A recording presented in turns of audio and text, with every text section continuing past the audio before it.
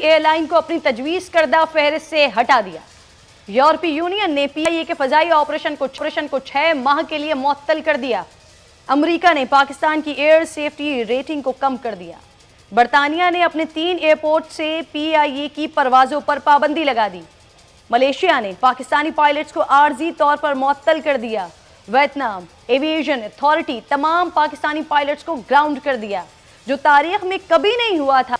वजीर हवाबाजी के गैर जिम्मेदाराना बयान की वजह से दुनिया भर में बदनाम होने के PIA को अरबों रुपए का नुकसान पहुंचाने के बाद सिविल एविएशन अथॉरिटी ने मान लिया। इस बात का इंकशाफ सिविल एविएशन अथॉरिटी के डायरेक्टर जनरल हसन नासिर जामी ने 13 जुलाई को ओमान के आला ओहदेदार को लिखे गए एक खत में किया है। इसमें मजीद उन्होंने बताया है कि CAA को मुख्तलिफ सिविल एविएशन की जानिब से 104 पाकिस्तानी पायलट्स के नाम मौसूल हुए थे, जिसमें 96 की तस्दीक हो चुकी है। तो अपनी काबीना पर गौर करें सर। इसी पर बात करने के लिए मुझे प्रोग्राम में ज्वाइन कर चुके हैं तर्जुमान PIA हैं अब्दुल्ला साहब और जनरल सेक्रेटरी पैल्पा इमरान नारिजो साहब। आप दोनों को मैं खुशामदीद कहूंगी। अब्दुल्ला साहब, सर सारी दुनिया में ढिंडोरा पीट दिया। मसला जो था, जो मिनिस्टर साहब ने फ्लोर ऑफ द हाउस बोला या उसके बाद जितनी जो एक्सप्लेनेशंस आई वो ये था कि जिस तरीके से लाइसेंस इशू किए गए या जो टेस्ट बैकएंड के ऊपर दिए गए वो सही नहीं थे, या वो टेस्ट लोगों ने खुद नहीं दिए, या उन टेस्ट के होने के ऊपर या टेस्टिंग सेंटर के ऊपर इश्यूज थे। और वही चीज़ जो है वो आपने देखा कि रेगुलेटर की तरफ से जो सुप्रीम कोर्ट में जवाब सबमिट हुआ उसके अंदर भी लिखी हुई है, जो उसमें उन्होंने 5 चीज़ें आइडेंटिफाई की। यहाँ पे जिस लेटर की आप बात कर रही हैं, देखिए फ्लोर ऑफ द हाउस के ऊपर एक और जो ऑनरेबल मिनिस्टर ने एक बात बोली थी, उन्होंने कहा था कि 840 ऐसे पायलट्स जिनका लाइसेंस पाकिस्तान से इशू हुआ, उसमें से 262 पायलट्स के जो लाइसेंसेस हैं वो मुश्तबा हैं या डूबियस हैं या उनके ऊपर मजीद तस्दीक या तहकीक की जरूरत है। वफाकी वजीर गुलाम सरवर साहब ने कहा था 860 पायलट्स में से 662 ऐसे हैं कि जिनकी जगह किसी और ने इम्तिहान दिया है। सर उसकी डिटेल में उनमें से PIA में 141, एयर ब्लू के 9, 10 सेरीन के, साबिक शाहीन के 17 और दीगर 85 हैं। मगर आप लोगों ने जिन पर शुकूक शुबात का इजहार किया है वो सिर्फ 100 हैं। वजीर साहब से गलती हो गई है या फिर बात कुछ और है? अब्दुल्ला साहब देखें, एक लिस्ट हमें दी गई 141 पायलट्स की, और हमें ये बताया गया कि ये वो पायलट्स हैं जिनके लाइसेंसेस जो हैं वो सही नहीं है या जिनके लाइसेंसेस के ऊपर मजीद तहकीक होनी है। उस लाइसेंस के ऊपर जब उस लिस्ट के अंदर देखना शुरू किया तो हमें पता लगा कि 141 में से 102 ऐसे हैं जो कि PIA के एक्टिव पायलट्स हैं। बाकी या तो छोड़ के जा चुके हैं, या वो रिटायर हो चुके हैं, या वो PIA के पायलट्स नहीं हैं और उनकी जो नंबर्स हैं वो सही नहीं है, या हवेलियां क्रैश के सिलसिले के अंदर दोनों पायलट्स शहीद हो चुके हैं।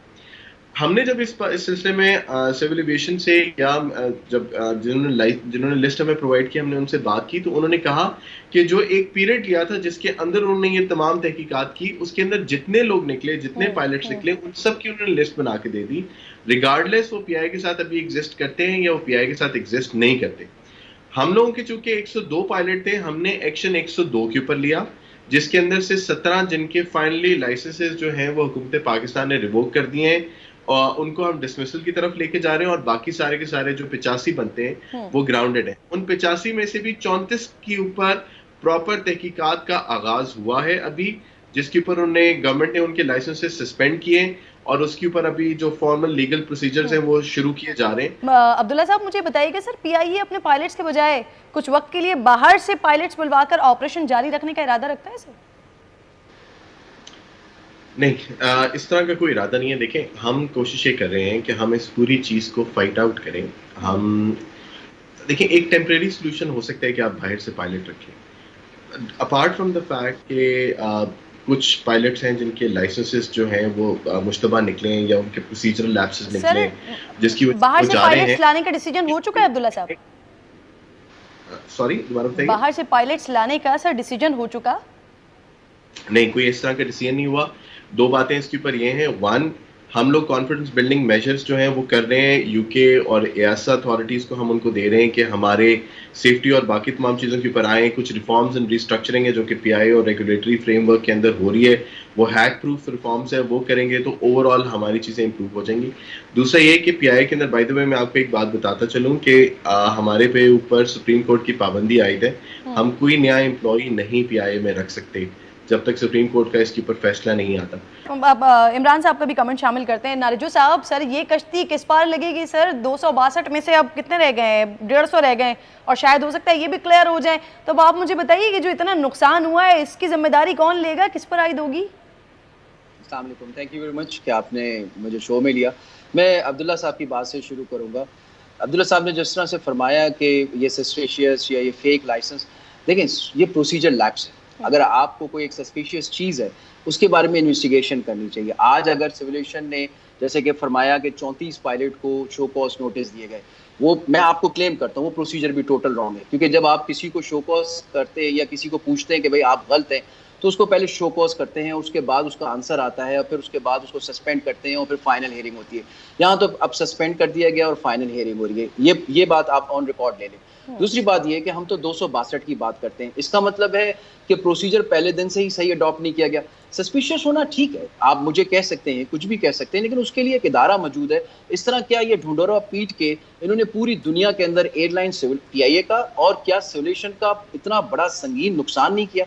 उसके अलावा जो आज हमारे जो एयरवेज बंद हो गए जिसकी वजह से हम PIA वालों को इतना सख्त नुकसान हुआ, इसकी जिम्मेदारी किसके ऊपर आयद होती है? क्या ये हम एम्प्लॉयज़ की है या किसी? दोस्तों मुझे उम्मीद है कि ये वीडियो आपको पसंद आया होगा। वीडियो पसंद है तो प्लीज़ हमारे YouTube चैनल को जरूर सब्सक्राइब कीजिए। इसी प्रकार का भविष्य में वीडियो देखने के लिए चैनल को सब्सक्राइब कीजिए। हमारे इस YouTube चैनल पे आपको इससे भी ज़्यादा इंटरेस्टिंग वीडियो भविष्य में देखने को मिलता रहेगा।